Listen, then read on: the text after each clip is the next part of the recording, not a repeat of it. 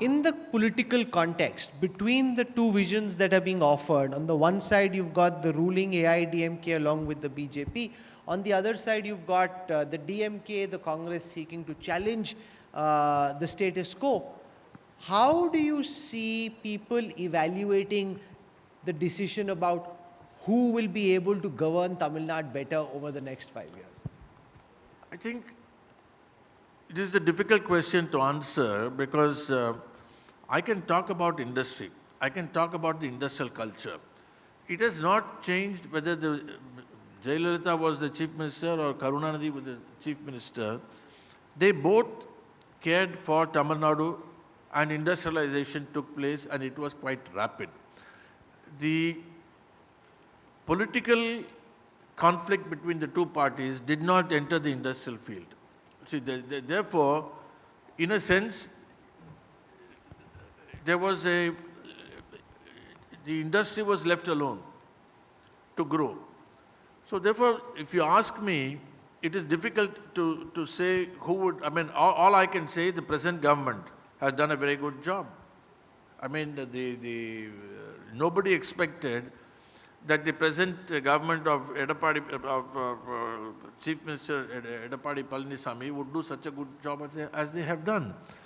So this is in keeping with what has happened. We have seen before. Administration is good. Always Tamil Nadu is renowned for its bureaucracy, good advice, good labor culture. So I think in a sense, it doesn't matter who wins. Tamil Nadu will win. Interesting.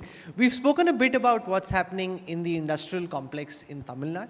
I want to shift attention to what you think is happening with the Indian economy and the Modi government's policy interventions. It now seems after 6 years of dithering, the government's finally taken an outrightly rightward turn when it comes to its philosophy on economics.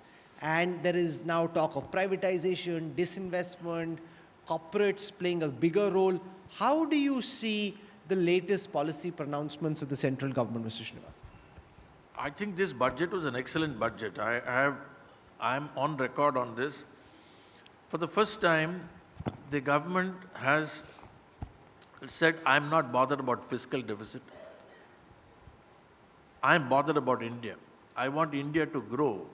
So instead of having a policy where I only look at what money comes in, I'm going to spend money. I'm going to spend money which I have. I'm going to spend money by disinvestment. And therefore, the emphasis is on infrastructure. The emphasis is on growth, definitely on growth. And I think that's very good. I think it is one of those, for the first time, I've been listening to budget for several decades. But this, I think, was the best. And here government has signaling that I am going to make a turn. I'm going to make a right turn.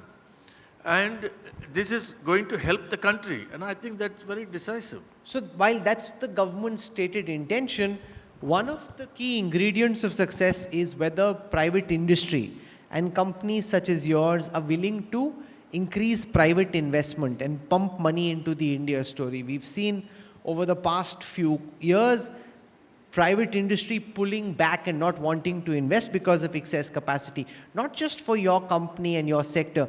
How do you view this question in a national context? See, one has to realize, for the first time, a direction has been given. The government has said, this is where I will turn right and I will proceed on that road. This will attract investment, I think. I think this will give the sufficient confidence for people to invest in this country, and we are a very large manufacturing country. Not only that, we are a large consuming country. See, a lot of what we produce, we consume. See, many countries, their problem is they produce, they have to export. But here, we export a lot, but we can consume a lot.